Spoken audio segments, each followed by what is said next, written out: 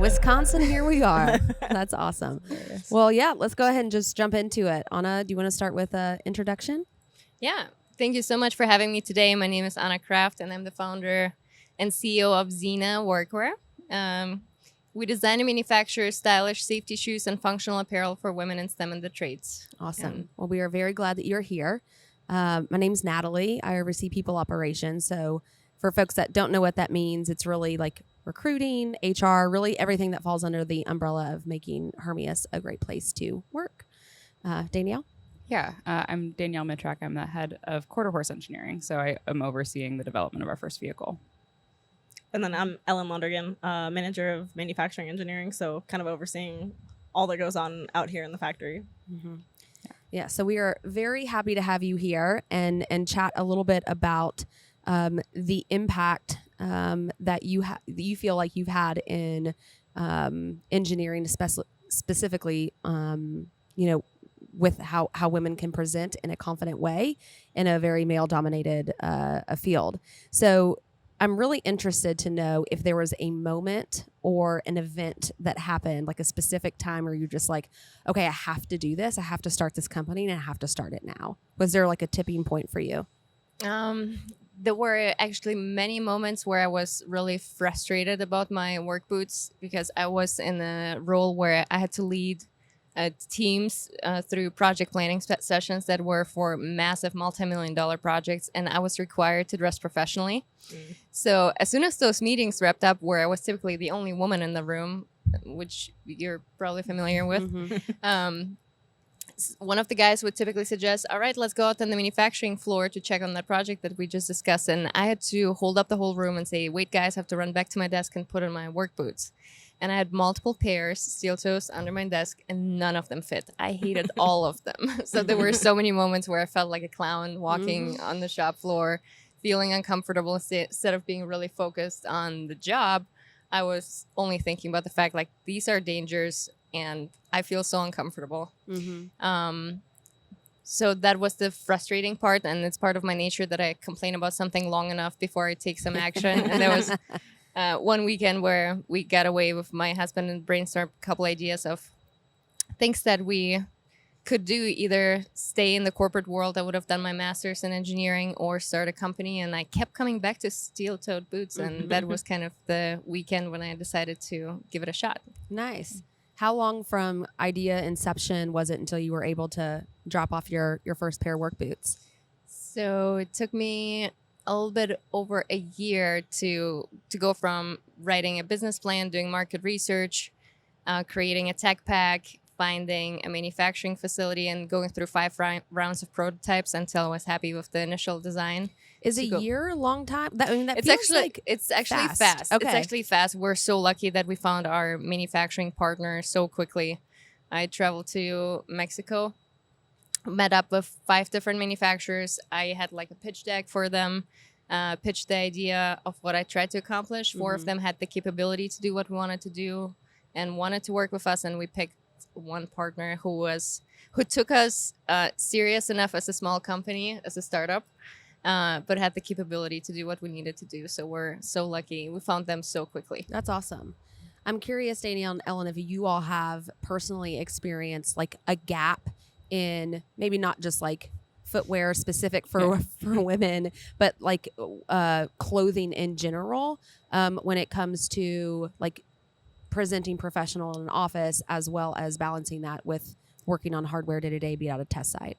I don't have I mean, I've worked primarily in startups that are very casual, so I haven't had to span the like professionalism to safety. But I have, I think pretty much everywhere I've ever worked, if I've had to get a pair of gloves, doesn't have a size that fits me. Yeah. I have very small hands, and no one buys anything under a large typically in the manufacturing space. You can't buy small size gloves that are not cleaning gloves at Home Depot. Are you the reason we have so many small gloves? Yes. I was going to say, because the one day we got a huge shipment of them. So actually what happened was we were out at the test site and Chris had grabbed a bunch of gloves and didn't grab the small size gloves that I had ordered. I have an extra case of gloves at my desk, but he heard my wrath and he purchased an entire case of just small size gloves so that we never run out. Okay.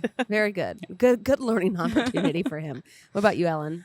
Well, yeah, I worked at GE Power right out of school, so that was definitely like you had to be professional and like business-like in the office, but then there was like a door go between where you had to be wearing steel toes right when you cross that threshold. So a lot of times I would wear, you know, more comfortable shoes to the office and then would have to quickly change out of them, and I would always just keep them at my desk because I never wanted to wear them all the time because they were so uncomfortable. So that I ended up getting like clog type steel toes, which are also not very cute, but I was able to like quickly like slip out of my current shoes and slip into them, so it didn't take me as long. But yeah, definitely.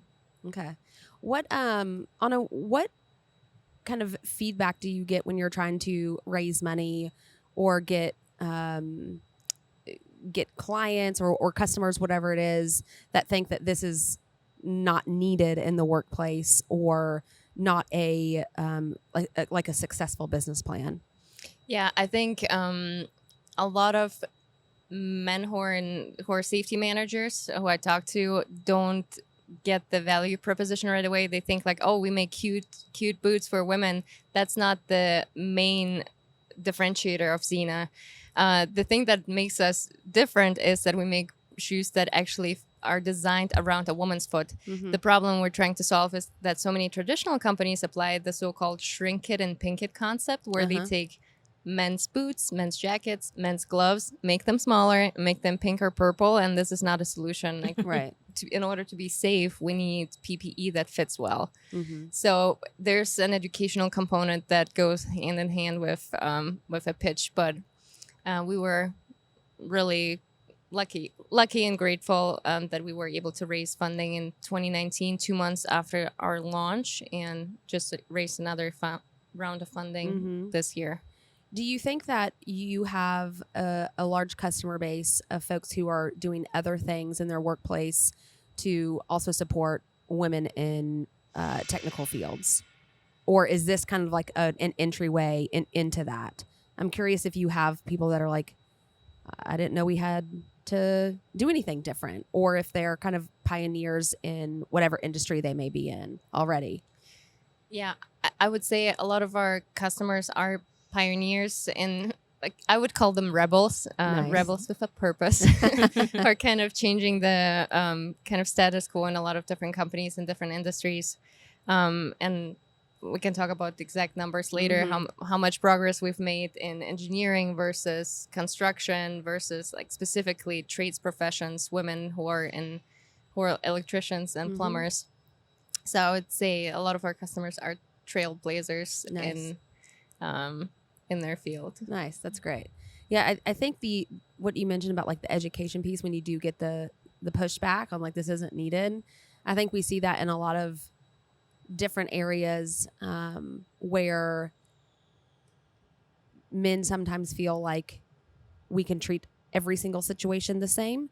And it's like, well, that's not actually true. So there is an educational piece that I feel like is sometimes really difficult, and those conversations can be hard depending on the situation.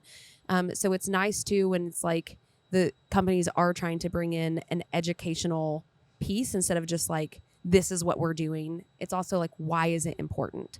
Because that's how you get more buy-in from your peers, our male counterparts in technical industries, technical fields, for them to also just become advocates instead of just participating in this type of thing. Yeah. And it's not just like diversity in your team and diversity at your company is not just the right thing to push for and the right thing to do. It has a business purpose, right? Like diverse teams are more productive. They're more efficient.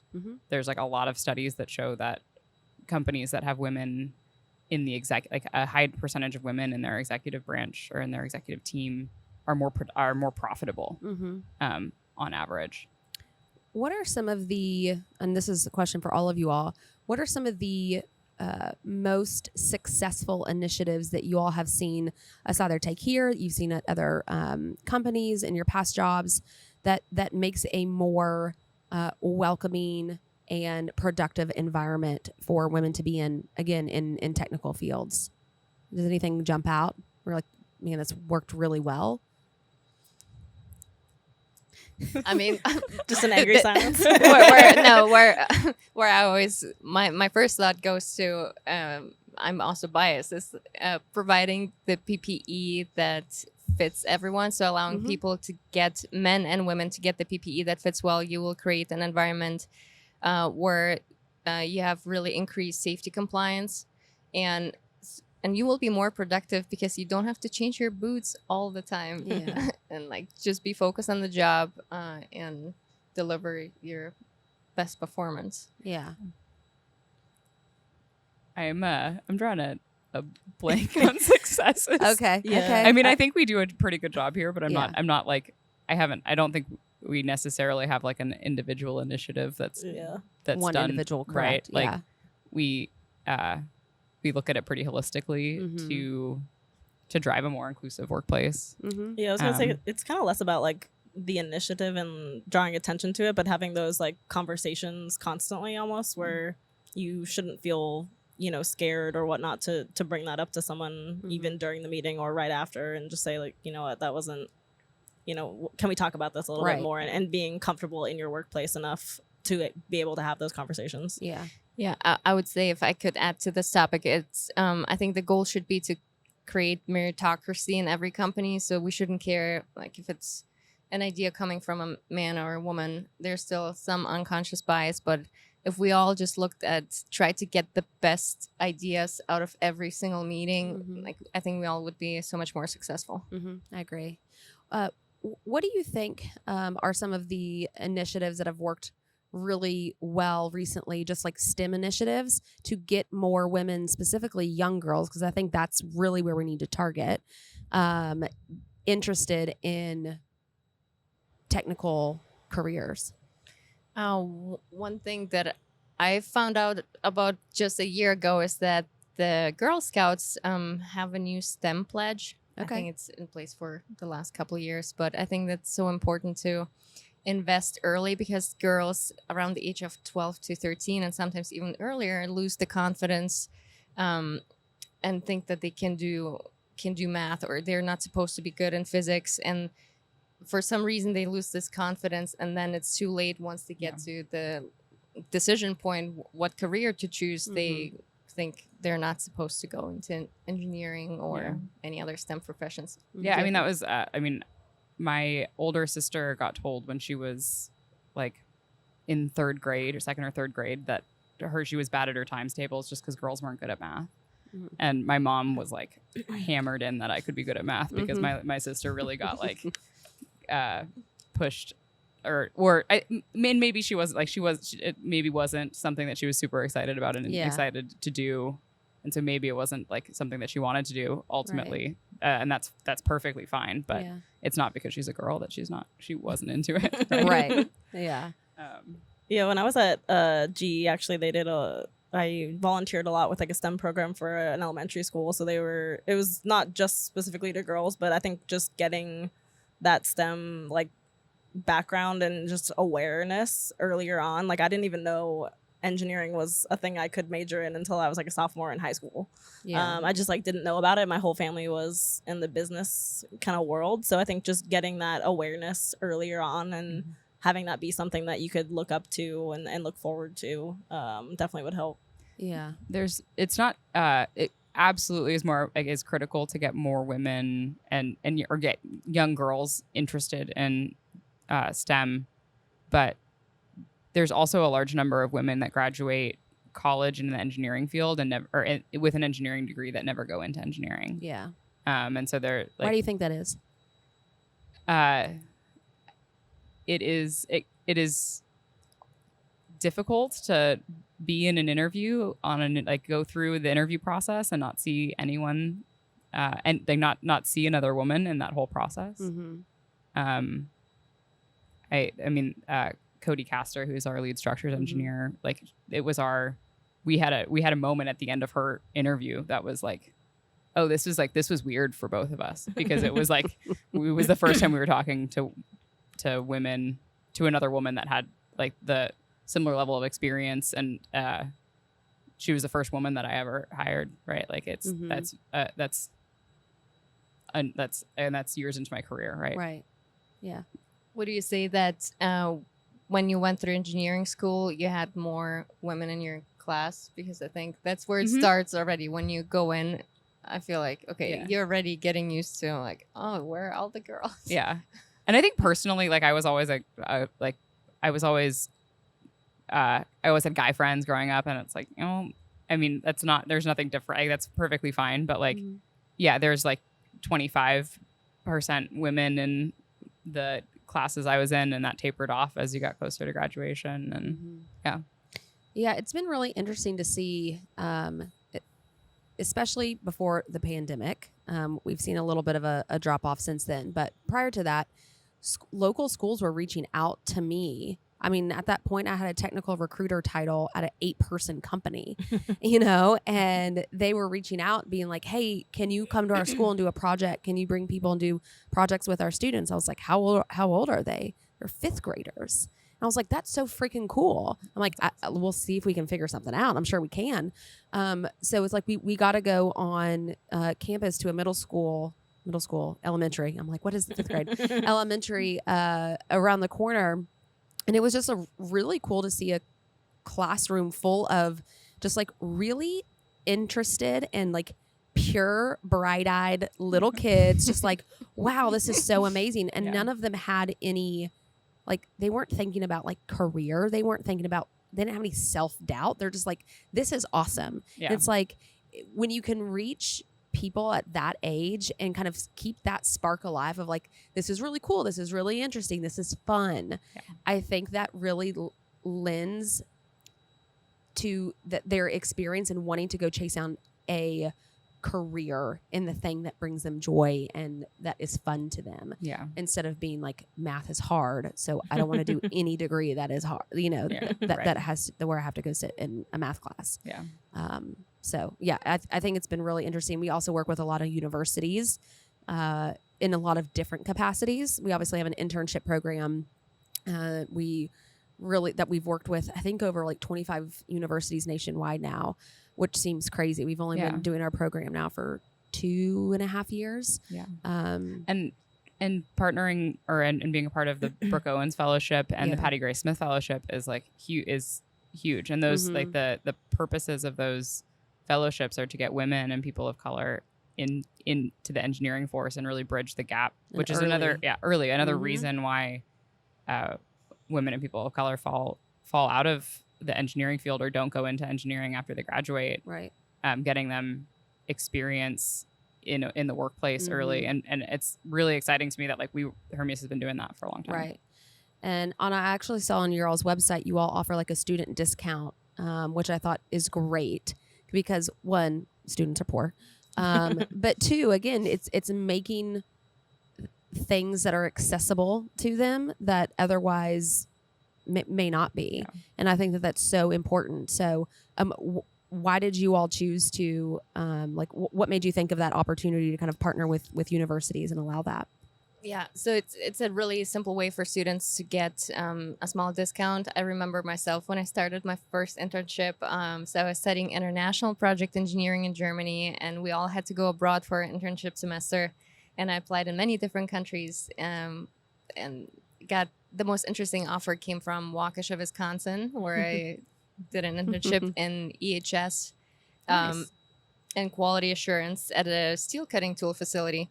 And I remember showing up so excited to this internship, and then my facility manager told me, Anna, you have to go get your steel-toed boots. And I went to the store, and like that was such a terrible experience getting a really poorly fitting, terrible pair of boots that made me very uncomfortable. Did you have to pay for them yourself? I think most companies provide a stipend. I don't remember how much it was, but I remember not having a ton of money, so I wanted to make our steel-toed boots a little bit more accessible for students. No, that's great. I think that's also just like again, when anybody has access to tools that they need to do to feel like they can succeed, it's also like it's like a form of inspiration to them, right?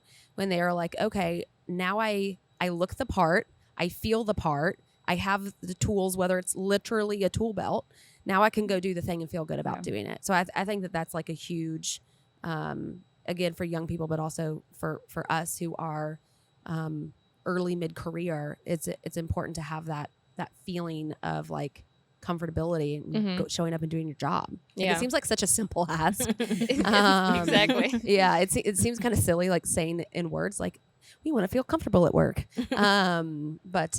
But yeah, I think that really is important, a good step. And I think it's related to something Danielle said earlier. A lot of women who finish with an engineering degree don't go into engineering, and there's also a huge statistic, I don't know the exact numbers, of women leaving engineering careers or STEM careers in general. And I think it's one of the aspects. It's already difficult enough to fit into this more male-centric environment, and not feeling your best is not, and having PPE that constantly distracts you and makes you feel unsafe is just an unnecessary barrier that we need to remove. Yeah. Agreed. Yeah, and a lot of those numbers are typically women, or a large number. Again, I don't have the numbers off the top of my head either, but like women that leave engineering typically aren't leaving to stay at home or to take care of a growing family. They're leaving and having another full-time job. They just don't want to be in the field anymore. Right. Or it doesn't fit for their life for some reason. Yeah. Yeah. Yeah, it's frustrating. But kind of going back to the inspiration. Yeah. What have or who has been an inspiration to you to either start the company or just that have been helpful to you throughout your journey and really scaling up your company? There's so many inspiring people. My favorite podcast is called How I Built This, and there's so many cool stories about cool. startup founders. The first person who comes to mind is Sarah Blakely. Yeah. She, the founder of Spanx, most people know her. She's from Atlanta. Yep.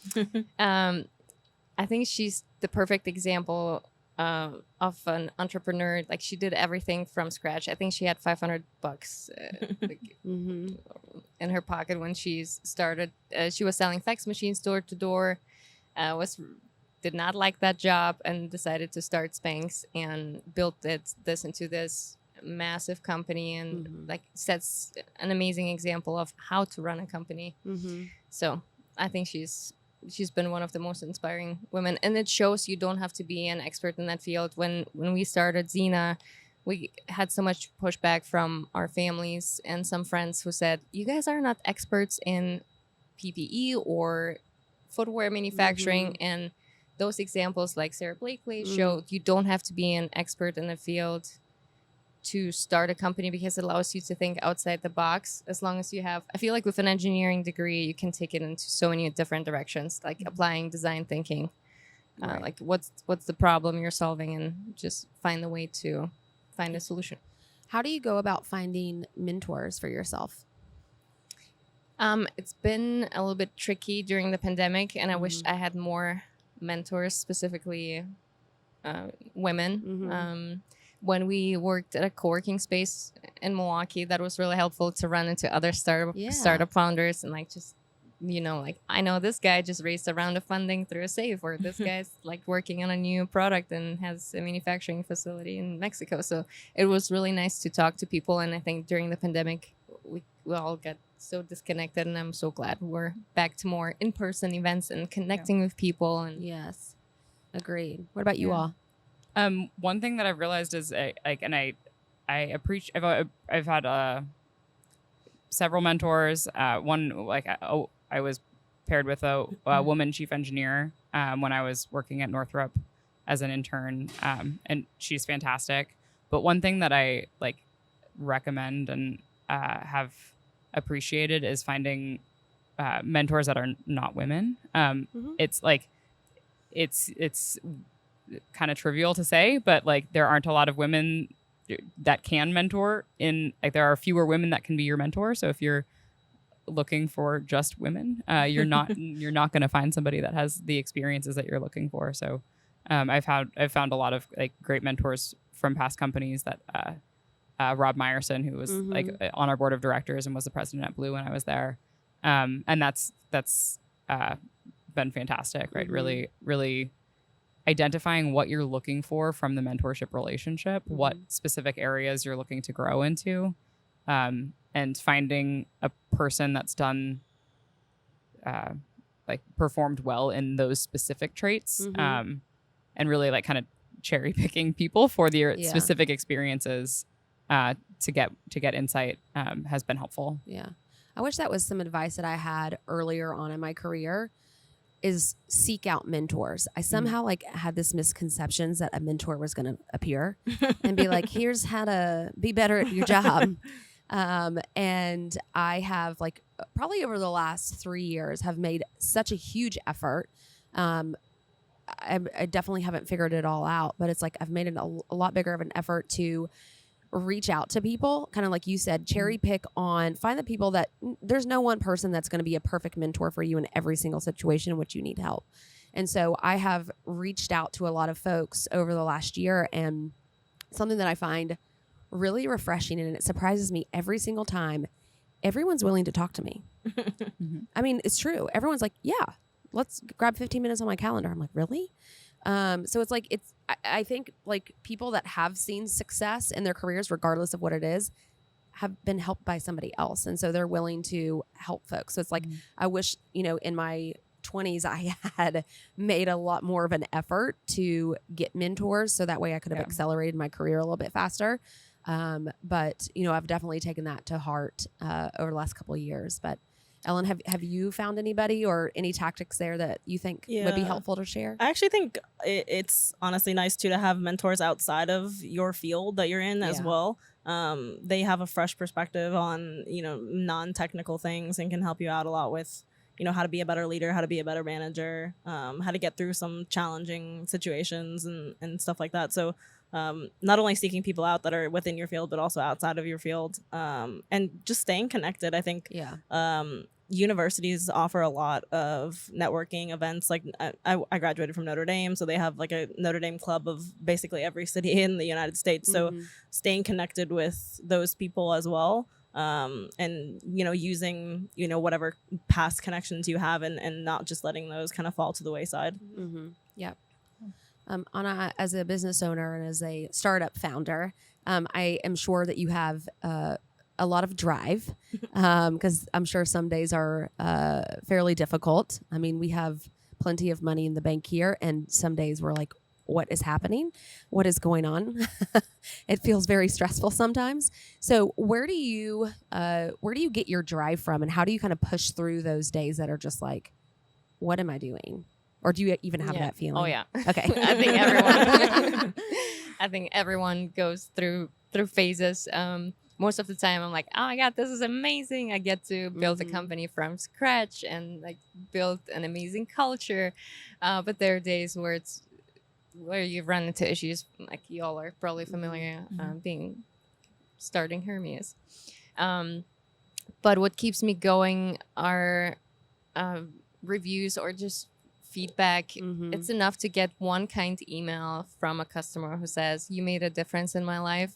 And my husband knows, like, when I have a really bad day, he's like, forwards me a review. He's like, this just came in today. Oh, that's but nice. our boots are blazers. And like, it's a review that says that it's not just about the boots, it's how it makes women feel, and that they are so much more confident at work. I think that gets me through it. Yeah. And my awesome team, of course. Yeah. So speaking of your team, how did you go about, like, when you decided to start the company and you said you were building an awesome culture? Like, what does culture mean to you at Xena, and how do you handpick people that can, kind of continue to improve that and build upon it? I think it's one of the most challenging questions, and I'm still learning about it. My goal was to follow the steps Yvon Chouinard used, the founder of Patagonia. He wrote a book called Let My People Go Surfing. So he hires only people who are self-starters and who don't need to be micromanaged, who believe in the mission so much that they know what to do. And I don't like to micromanage people. So this was my goal, and this is what I'm still trying to do. I had to fire a few people, but the thing is, you should hire slowly and fire fast. The firing part is really not fun. But I'm really trying to build a diverse team with different skills, hire for my weaknesses, and I have a lot of them. But in terms of culture, the most important thing to me is to build this meritocracy. I don't like to make democratic decisions. Like if we're making a decision on a design, there may be 2 or 3 people who matter the most on that decision. If we're making a decision about what supplier to use next, I don't need everyone to make a democratic decision. So we're still working on it, and having a really transparent communication is important. Like everyone on the team should feel comfortable to speak about, of course, the positive things, but if something sucks, nobody's afraid. And sometimes it's tough. Like nobody's afraid to tell what's up and what they don't like about our company or me or somebody else. There's a balance to strike there. Yeah. Because you do want to create an environment that, this is something that we're striving towards, but create an environment where people do feel like they can say something. But it's also like making sure that the things that they're speaking up about are things that truly the company cares about, and not just like complain that we don't have enough pillows on the couch, or something like that. That actually is something we probably need to fix. But, but like, because it's not just like escalate every single thing. I think we have certainly seen times where we have overcorrected in that area, where it's like you've built so much comfort that you're almost not even seen as like a coworker. It's like, this is a friend, so I can tell them everything. And it's like, wait a minute. We're still at a workplace. Yeah. We still have to keep some certain boundaries. So I do think that balance is really hard. Yeah, you bring up a really good point, especially if we're talking about any political issues. There are times when everyone feels that they need to express their personal opinion, but we need to understand that we live in a country with so many different opinions, and we try to be everyone should feel comfortable to express their opinion on our very small team. But then if we talk about social media, we draw a very fine line what topics we touch, and like I try to be very focused on women's issues. Like our mission, like whatever, there's so many problems in the world, but our goal is to empower women and help more girls get into these well-paid careers, and help women in STEM and the trades be more successful in their careers. And if a topic is really far away, like we try to stay away from it. Yeah, I think we do a decent job of talking about a lot of worldly topics internally, but we definitely draw a line with social media, because there's also like a performative piece to that I think a lot of companies take, and they actually aren't having conversations with their employees about it, or aren't reaching the people that it's affecting, etc. So I would say we definitely are on the conservative side with social media. Wow. But I don't think I care too much about that, as long as internally we're doing the right things. Yeah, and we I think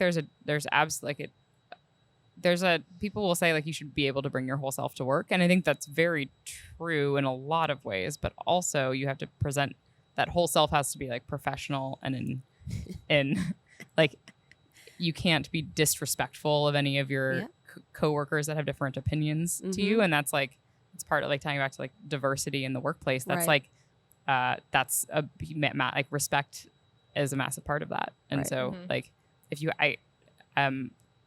very good friends with one of like our technicians who I have very different, like Chris and I have like it broke people's brains when they realized we were very good friends outside of work, because we just are very different people politically, but like you can have respect for people that are not that don't share 100% of your views. I think lately we've all been put to the test And by Mhm. lately, I mean the last 3 years. We've been put to the test on like political issues because a lot of them have been impacting individuals that we employ. And it's been really hard and it's been very emotional. Mhm. And I think that's another piece that I personally struggle with is the emotional side of it.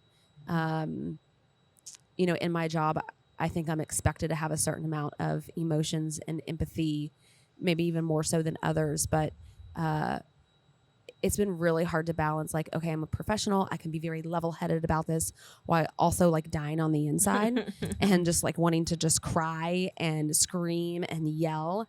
So that has been really, really hard. And I think have felt that we've had conversations about that and like, how do we address things internally that allow us to be who we are and allow us to show up as a woman that is emotional, because I'll be the first one to admit I'm the most emotional, but also have like a very level-headed and professional conversation about certain things. Yeah. It's really hard. Yeah. I mean, it's a balancing act, and you have it with it. It is not something that you have to do just at work, right? But Right. Yeah.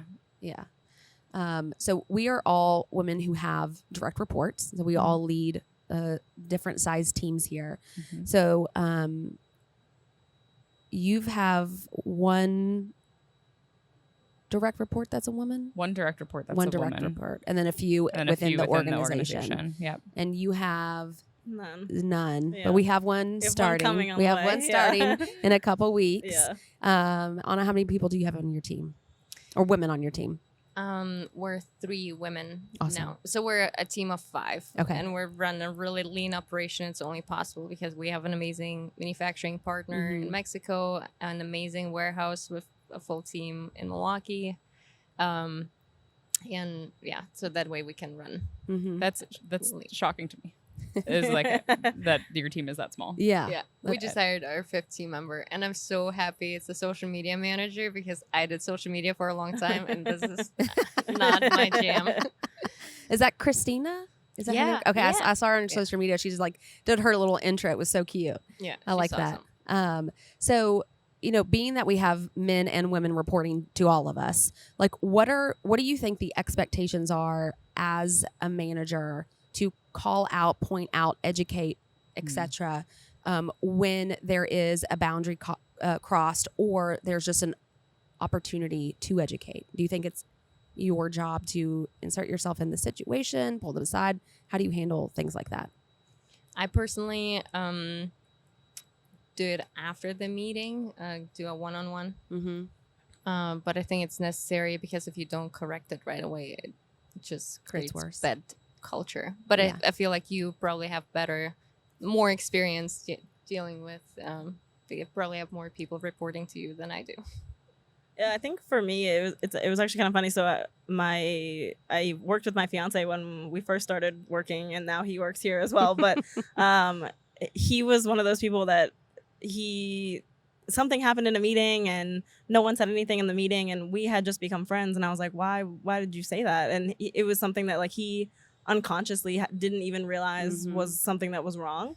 So definitely agree that I don't like to call it out in that meeting because I think 99% of the time people aren't doing it intentionally. Right. So kind of like taking that conversation offline and doing it in a more like educational way of not calling them out and making them feel bad, but just like in the future, this is why it's wrong. This is why we, this is the reason that I'm bringing you aside. But I think a lot of times it can be taken as like a negative thing if you're calling it out in that meeting, and then they get really emotional and Especially in and front of a scared. lot of people. Right. So Yeah. I definitely think it's better to take those conversations kind of to the side for sure. How do you feel like that, or as a manager, or as a leader at the company, do you feel like that changes at all? Is there any pressure to respond to it in a appropriately, but like slightly more directly, as an example to other women or underrepresented groups? Yeah, it's situationally dependent, I think, but and person dependent. I think if you if it's the same offender and it's a repeat offender, those like situations should be treated differently. But if it truly is someone that just like really didn't know that what they said in that situation was wrong, like they get a pass, in my instance. But if it's definitely something that's repeating over and over again, they've already been made aware. So at that point, it's like you can feel free to call them out in that meeting, because I've already taken XYZ aside 3 times, so they should know that that's coming. But yeah, I think it's just situationally dependent. Yeah, and I do think you also like, I think you can call someone out without it being like shaming them or like like I think in any of these situations you have to assume positive intent and that they don't understand. Like they like that, it's just like, oh, it's like, I didn't realize, like sorry. I think that's what makes this the hardest thing to address, because there's no right way, because it is situational, it is person dependent, because you can, if you observe it, you can usually tell if it's intentional or not. And it's very typically not malicious. Right. It's just like but it's like, do you say something to make the other person that it happened to like feel like you're sticking up for them? You take them aside. Like there's a lot going on in an instant, and how you respond in that instance is really important, and does set an example for how people view you as a manager, view you as a lead, and their expectations of you. Like it's a really tricky situation. But I think as long as people care about having a great work environment, regardless who it affects, I think that's the best way to approach it. But yeah, the actual action that is taken is so dependent on the situation, and it makes it hard. Yeah, entirely. So want to ask you, how can corporations, companies like Hermeus, partner with Xena? Yeah, we just dedicated, after I hired my 5th team member, I freed up my time to like work on corporate partnerships, and it's been so much fun. I get to talk to some of the coolest like safety managers at some of the coolest companies ever. So there are 2 ways. One is connecting with me through LinkedIn, or we have a form on our website that says corporate partnerships. It's super short. You fill out, like, it takes a minute to fill out, and we set up a call trying to understand what the current procurement process is, and then we create kind of a 1-pager with a gift code for the company and list the steps that employees need to use to get safety shoes, because every company is different. Some, you're probably familiar with that. Some have reimbursements, others have voucher systems. So, so we try to be as flexible as possible. Okay, that's awesome. Yeah, Danielle's got some of your boots on. I just put them on. Yeah, I just put them on my P card. So nice. We're gonna have to get that set up. Yeah, that's our best-selling boot. Oh yeah, this is the one we launched with. It's the perfect walk-through boot that you can wear in the office and go out on the shop floor. But this is so versatile. You can even like wear it to a construction site and like wear it all day long. I mean, I flew in them this morning. That's awesome.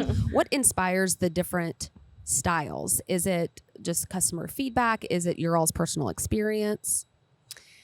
So in terms of safety features, I think about the environment they will be used in, and I try not to over-engineer a boot, because sometimes if you pack so many features into one boot, it makes it so heavy and you may not use all of them. So what are the features of a boot?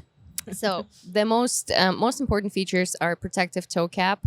It could be steel, could be we're working on a fiberglass option. There's aluminum, there's composite. So the protective toe cap and the slip-resistant outsole are kind of a must-have in most environments. And then the additional features. So this one is an electric hazard certified boot. So it's tested up to 18,000 volts. Then we have a similar model to this one, which is SD certified. It's static dissipative. So it conducts your static charge from the body through the boots to the ground. And it's used in environments like chemical facilities where people work with highly flammable materials, because like sometimes when you have static charge and like touch a door handle, like it can cause a spark. So that spark could start a fire, or when you work with microchips, like that one spark could destroy $1 million microchip that you've been working on. So then we have a metatarsal model that protects not only the toes, but also the metatarsal bones. It's used in heavy industries. Okay. So we use an open cell foam material that is flexible during walking and hardens during impact. Hmm. And That's super cool. Yeah. so much more.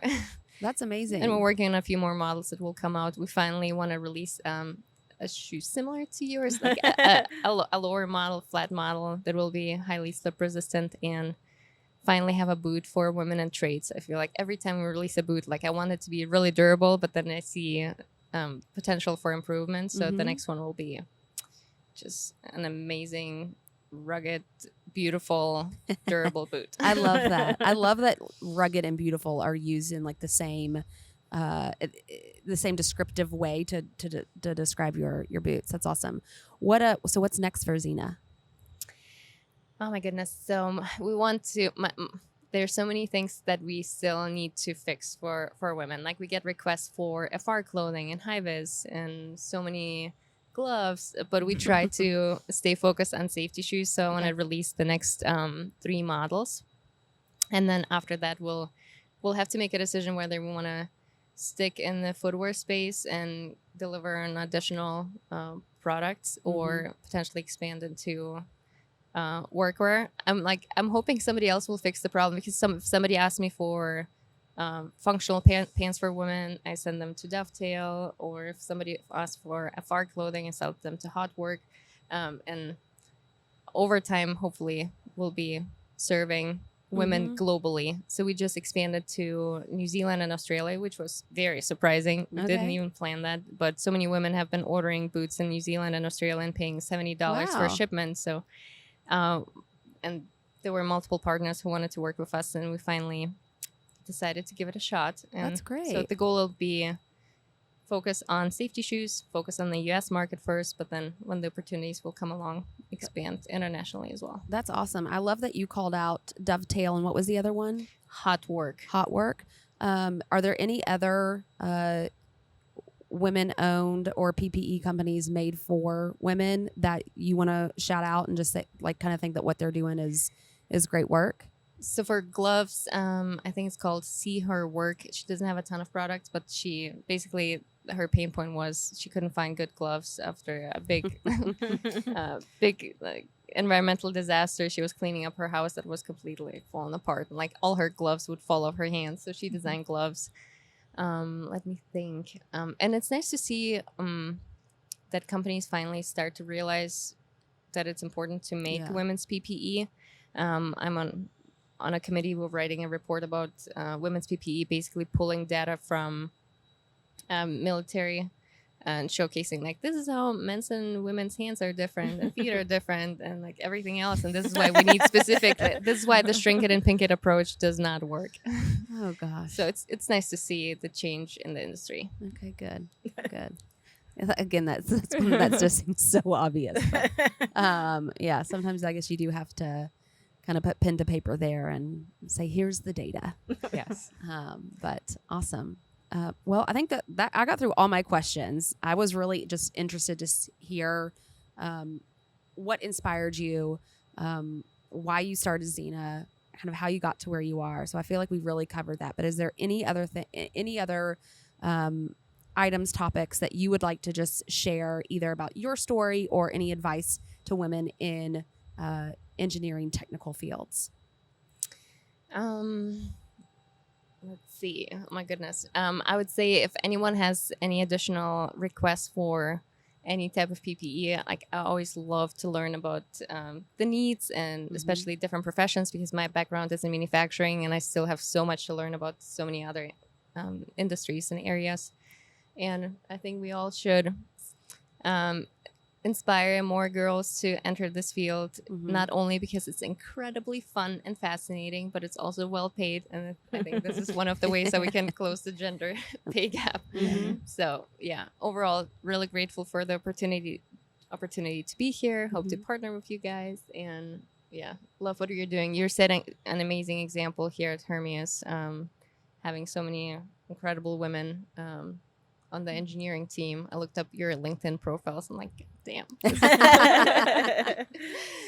Awesome. you. Well, thank you all so much. Yeah. This was fun. This Yeah. is This good. fun. Yeah, this was fun. We're gonna have Thank to you. take you over and show you some of our I'm Yeah. excited. machines. Yeah.